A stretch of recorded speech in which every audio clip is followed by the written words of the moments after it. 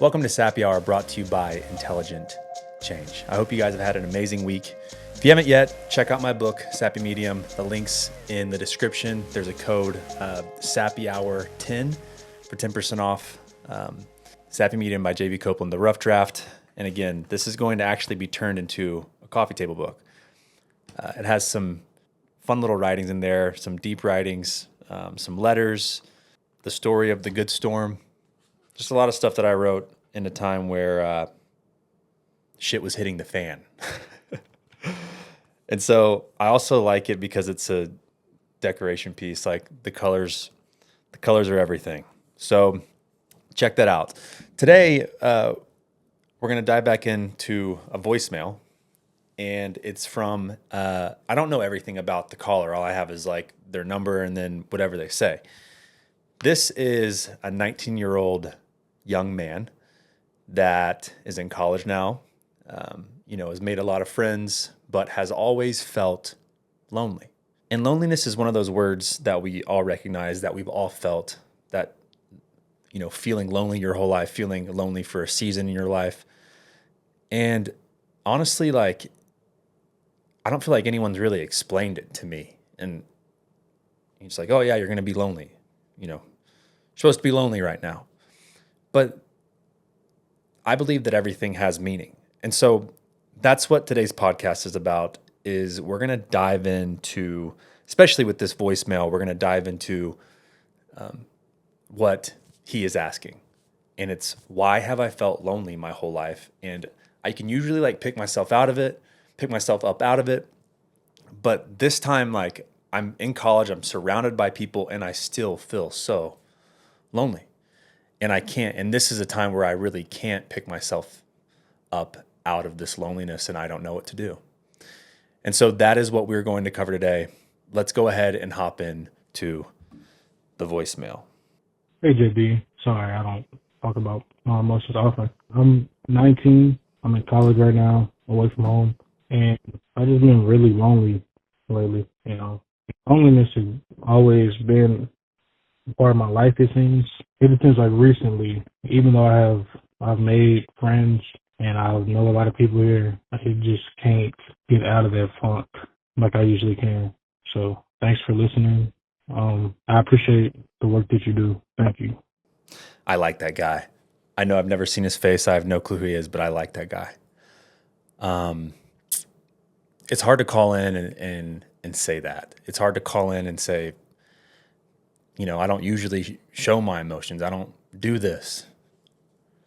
I think it's cool to care about you. And I think that's what he's doing right now, is he's trying to care about himself. He wants to know what to do. He wants to know how to work through this. I think a lot of us deal with loneliness. I remember most of my life, when I was in college, I don't know what had happened in younger years, but I just shut that part of me down that was the funny guy, the life of the party, and that really was me. It was I loved to have fun. I loved to be creative. I loved the theatrics. I loved, being a dumbass. And over time, I learned that being a dumbass and having fun, wasn't going to please the people that needed to be pleased, from my football coaches to teachers to whatever. So serious. And I got to college and, it's all football. And which football was great. But I just remember being so incredibly lonely just in my room. I remember, I lived at a house when I was at North Carolina, and I had a room at the front of the house, and there was 6 of us in there. It was 2 stories, maybe more, maybe it was 5 people in there, but 2 stories, 5 bedrooms. And they would have parties, all my buddies there, and I just would lay in my room in the pitch black, and have my headphones on, and just, I wish I could go back and actually get to know and connect with those guys that I literally live with. But I didn't. I didn't know how to not be so in my head. I didn't know how to not be so lonely. And that's just something that I dealt with for really all of my college years, not as much in high school, but especially when I got to college. And so I understand what he's saying.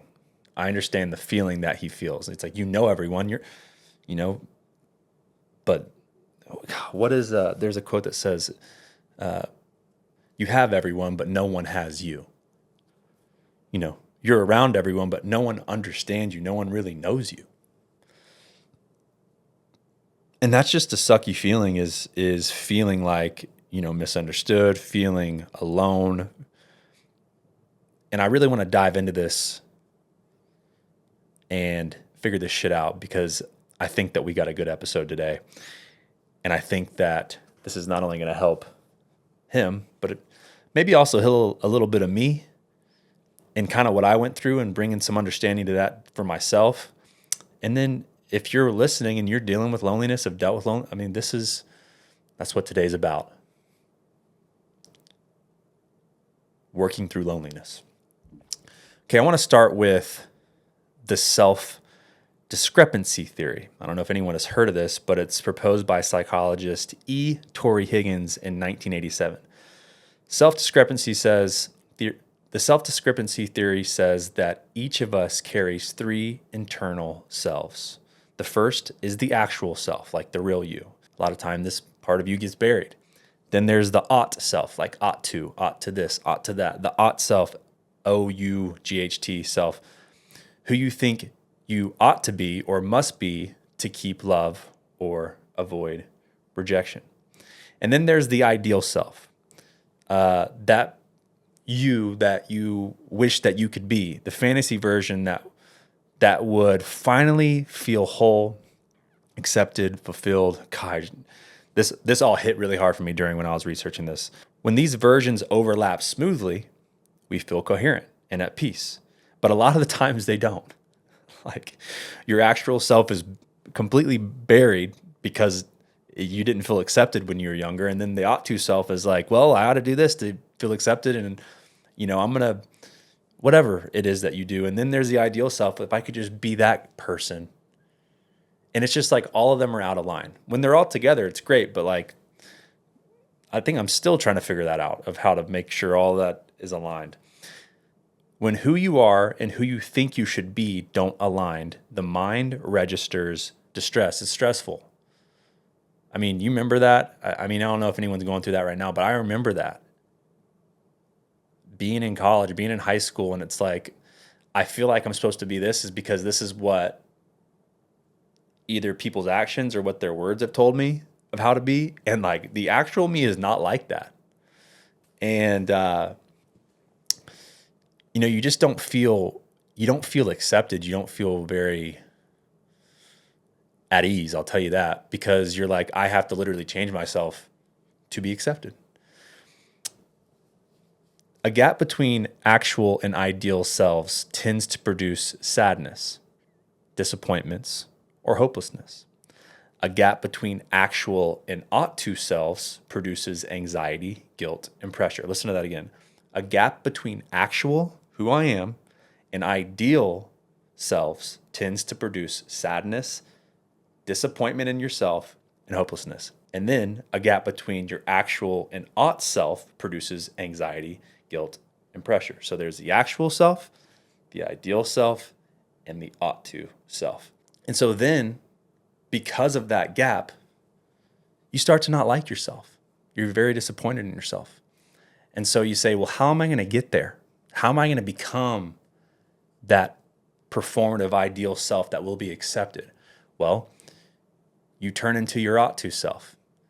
And it's literally probably the most tiring and distressing thing that you've ever done because it's all a performance. And you can never hit the pinnacle of that ideal self, that perfection, that thing in your head that you wish that you could be. And that is what causes this, all of this. This is what causes all of this distress. Let's hop back in here. For someone who's always been lonely, those gaps usually formed early. If as a child you felt like you had to be someone else to be loved, Your ought self became the version that earned belonging. Your actual self, which was probably an amazing little kid that just wanted acceptance, was pushed underground. When loneliness stretches across time, it suggests that early attachment, emotional attunement, or inner witnessing was inconsistent or absent. The self that should have grown while feeling seen instead learned to feel unseen, your actual self. That self that should have grown while feeling seen instead learned to feel unseen. And that pattern echoes forward. Attachment research shows that we build our sense of belonging through attunement, through someone noticing, naming, and responding to what we feel. If that attunement was inconsistent or absent, the body learns to expect disconnection even when people are near. Your body learns to expect disconnection of your actual self. So you're expecting that because even though people are near, they're not attuned to you. Daniel Siegel calls this feeling felt. I like that, feeling felt. When we grow up without it, we don't stop needing it. We just start searching for it in different faces, in different selves, ought to, ideal. The self that should have formed through being seen had to grow in the dark, your actual self. So when you say that you've always been lonely, what you might really mean is part of you never got mirrored and is still waiting to be met, the actual self. You, who you really are. No one around you knew how to see that because no one saw it in them. And so we all just wear a mask. We all say, we all feel that rejection, even though they're not trying to reject us. And we change to fit into that costume so that we will feel accepted. That self should have been formed through being seen. I'm going to read that again. The self that should have formed through being seen had to grow in the dark because you didn't feel accepted. And that early adaptation, again, echoes forward. So because of that, now that you're an adult, even when you're surrounded by people in college or wherever you're at, the connection they're responding to is your performed self. It's your ought self, not the real one, which is why you feel stuck in loneliness, is because they don't know you. You have everyone, but they don't have you because you're not you. And it's not your fault that you're not you. That's just who you had to become to be accepted. That mismatch is experienced as isolation. You feel isolated because no one knows you, including you. I mean, you know you, it's there. You're going to have to remember, but like that actual self has not been operating. It's been the ought self. It's not that you're alone physically. It's that you're alone emotionally. They don't have you. That true you is stuck in you, waiting to come out to play. You might be lonely, but you're not alone in the fact that all of us listening at one point or another, or even sometimes now, do not operate out of who we actually are. And that causes disconnection and dysfunction in all of our lives. And we all feel isolated. And I understand why you had to shapeshift a little bit, because you needed love to survive. You needed acceptance to feel human, to feel loved. And that Band-Aid, now that you're getting older, is not sticking anymore. And you're hurting and you're lonely because you want real connection. You want real love. You want true intimacy. You want someone to know you. You want to know you.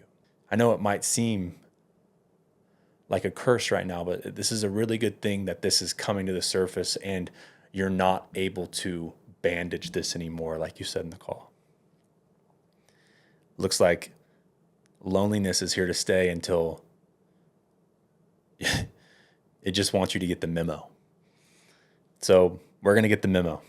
Let's go back into this. The ideal self becomes a solution to the wound, that wound that you got as a kid. That is the solution of who I have to become so that I can feel loved. You imagine that if you can just reach that version, the more confident, the more attractive, the more accomplished, the more calm, then the loneliness will end. The one that got to college, the one that has friends in college, the one that, graduated high school with this GPA, that one, the one that you've kept on, if I can just get to there, it's going to keep on being like this when you graduate college, when you get that 6-figure job, whatever it is. That ideal self is never going to fulfill you because it's not your real self. So while the ought self is driven by fear, I must be this or I'll lose connection, the ideal self is driven by hope. If I become this, I will finally belong. And it's a false hope, really. And it's a lose-lose because both of these selves, ought and ideal, pull you away from the true and actual experience that is happening within you. It's saying, leave your actual self behind and please put on this mask so that we can be accepted. You end up oscillating between the two. The ought self whispers, don't mess up, stay likable. The ideal self whispers, you're not there yet, keep chasing. And I know how that feels. Just keep performing. And you get to a point to where you just can't perform anymore. The actual self is sitting there and it's caught between pressure and a false promise. And the actual self is the one who feels that loneliness. And a lot of times in these scenarios, when these feelings come to the surface that we don't want to feel, we just tuck them back in and say, get the hell out. Like, please bury yourself. I cannot feel you. And that's what's happening right now. That kind of neglect to your actual self, that ignoring that please go away, is the essence and the reason for your chronic loneliness. You're so bought into the ought to self and that ideal of who you might become that the truth within you, it might not be speaking in the way that you like through loneliness, but it's speaking. And the way that you've probably handled this scenario for the last 19 years is when you feel lonely, you numb that. You numb it. And you say, go away, please. I don't want to feel you. That part of me is defected. Because that's what you learned. The actual, real me, the actual self is defected. Go away. I have to put on this mask and I'm going to become this. You are treating your actual self now in the same way that it was treated when you were a kid in the dark. Go back to your timeout. Please bury yourself. I don't want to feel your feelings. So here's the reframe, because you're about to realize something amazing. This loneliness isn't a problem, it's evidence. Evidence of what? It is evidence that the actual you, the real you, is still alive within you and refuses to go away, refuses to become numb. It will not numb out. That is what that loneliness is. It is your life force, you, saying, yo, I'm here. That little kid in you is saying, I'm not going to disappear. That's powerful. That's powerful. I'm not going to disappear. I'm not burying myself this time. I'm not going to go quiet this time. I'm done with this. I'm not going quiet. I need you to listen. And you might not like how it feels when I speak, but will you please listen to me? The little kid is saying, I want to be connected. I want to be known. And that little kid in you has some freaking fight, man. You even said, like, this time this time it won't go away. The loneliness won't go away. Well, it's because the real you is saying, I am not staying buried anymore. I'm not. You ignoring your actual self is the reason for your loneliness. Your actual self is the part of you that remembers being unmet by you and by the people that didn't accept it and is still waiting to be met. Not by others, but by you first. And others will come down the road, but by you first. This is what happened to me when I was at my lowest.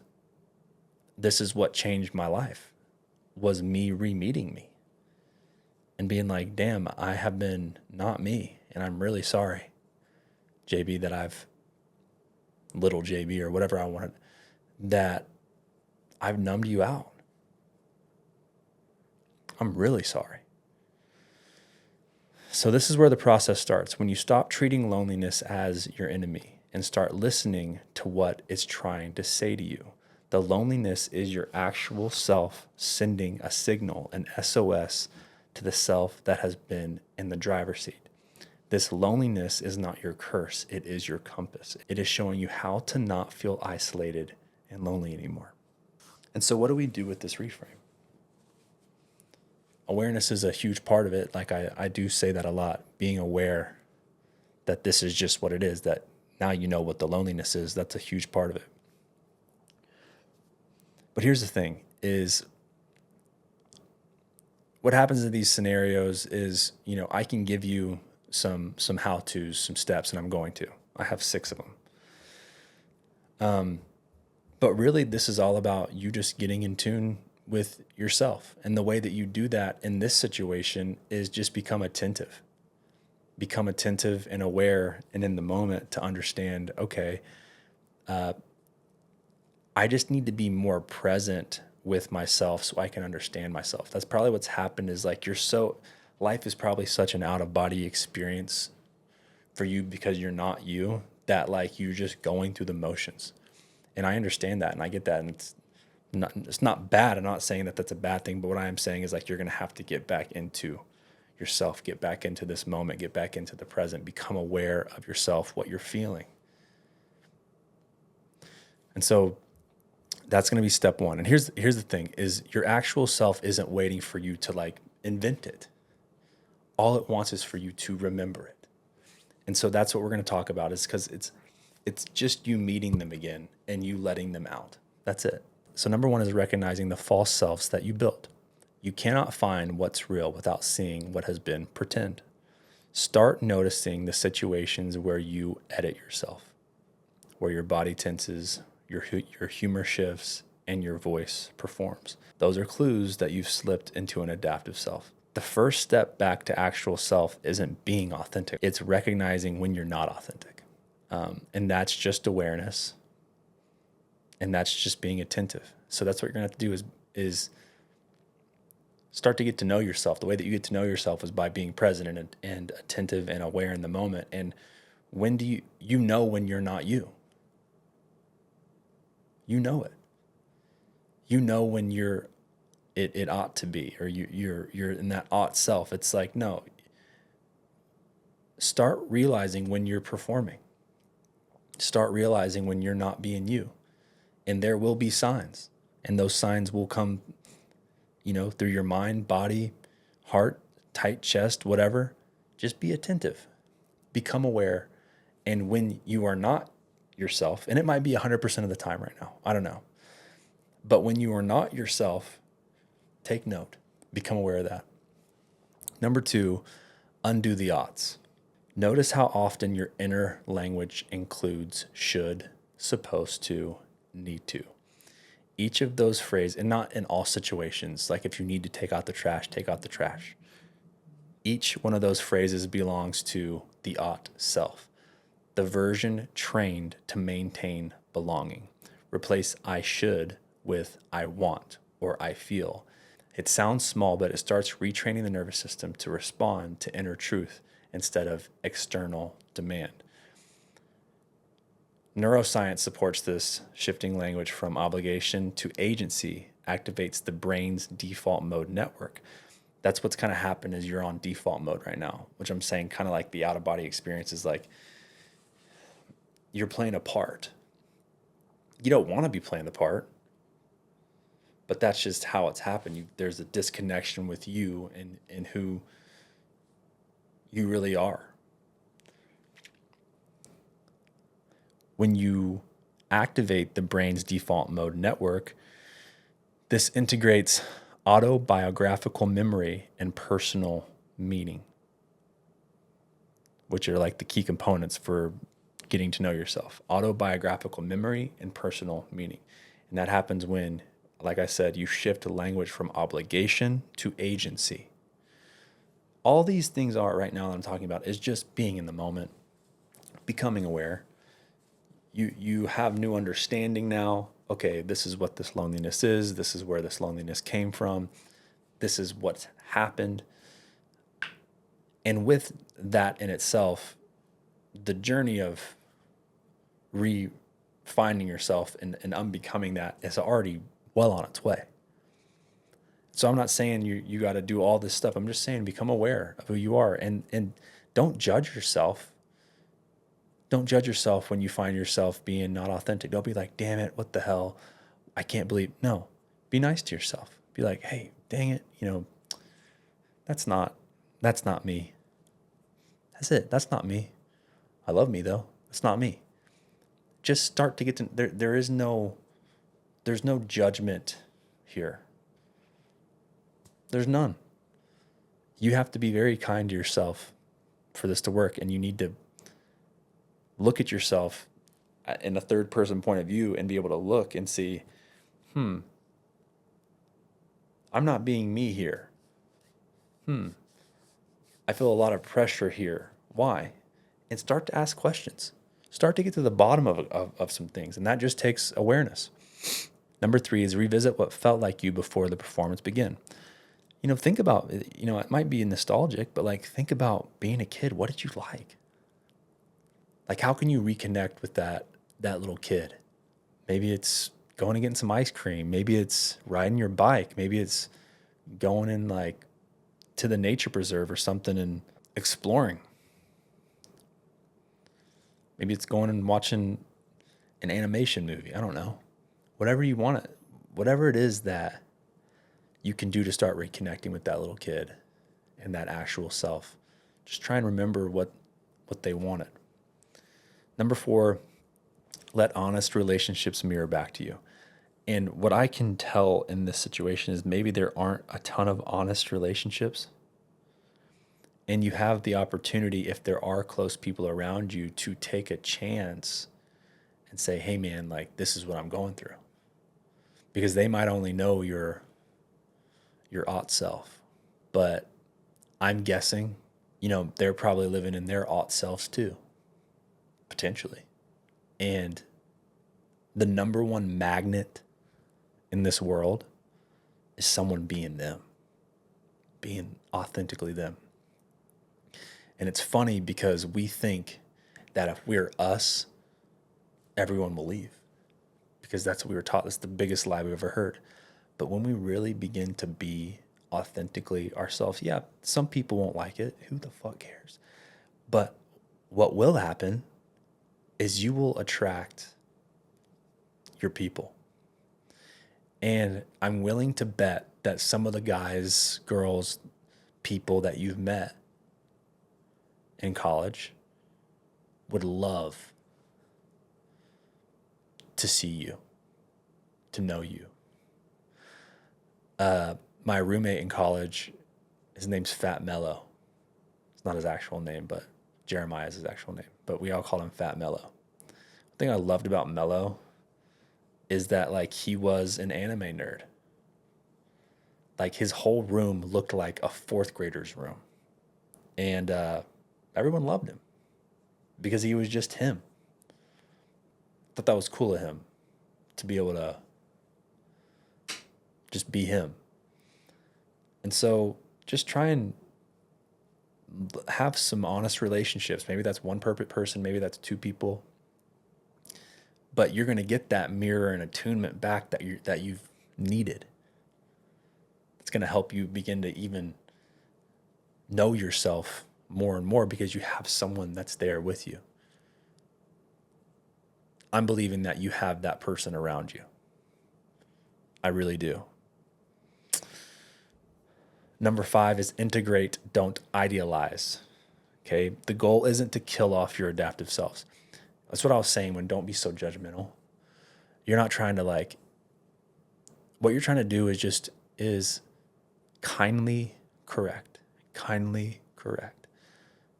Like those parts of you, that ought self and that ideal self, those are still parts of you. And they're smart and they're strategic. And they came into your life to protect you. And they probably have, some of them have very awesome attributes. So you're not trying to kill them off. You're just trying to align them. You know, when, like, for example, if I'm bringing my nephew Launchy to school, I'm not going to go in there and be cussing up a storm. I'm going to say, hey, I need to perform a bit in this situation. So I'm going to put on my ought to mask and I ought to not say shit in front of third graders. Does that make sense? They can work together. When you can increase this congruence, that shame that you feel, that it just decreases. And so it's like you're just bringing them all together. And so this is like not me saying this is surgery. You got to go into surgery. You're going to pull this part out of you. No, this is a slow burn. This is actually a fun time where you get to discover you. There's no pressure. There's zero pressure. You know where the loneliness is coming from. The actual you is going nowhere, and it never will. It's proved it. It's saying, look, I'm not numbing out. I'm here. You have time to get to know you. Zero pressure. Zero pressure. And so, yeah, be at ease. Gentleness opens doors that force cannot. Be gentle with yourself. Okay, number 6 is understand the timeline, which I kind of just said. This isn't a weekend project. It's literally like a homecoming.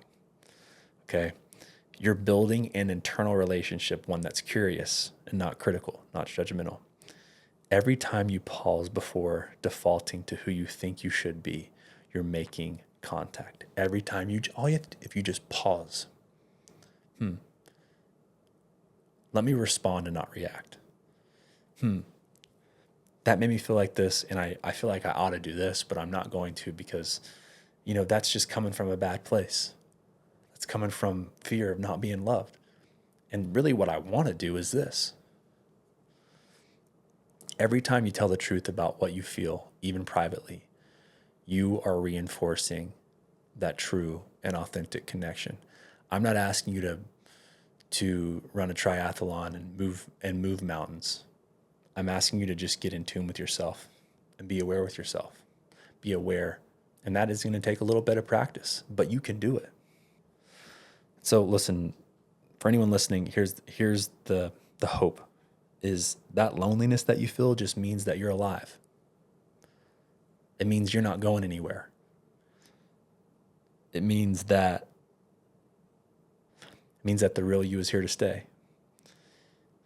It means you still believe in connection strong enough to not settle in the land of being numb. And that part of you just wants contact with close people that you trust and with yourself. And that contact, all that contact is attention. It wants your attention. That's what awareness is. You're just giving that little kid in you attention. It wants you to become someone that doesn't need you to vanish to feel seen. The hope is this: the parts of you that have felt unseen, they can feel seen. That's my hope for you. And it's going to happen because you can do it. The child inside of you who's always waited can finally be met. And it's right here on the horizon. You can do that. So thank you so much for calling in. I really hope that helped. If you have any other questions about it, please send me a DM or something like that. And I will see you guys next week. If you want to call in, leave a voicemail, It's 888-444-9461. Again, it's 888-444-9461. I love you guys, and you're not alone. Love y'all.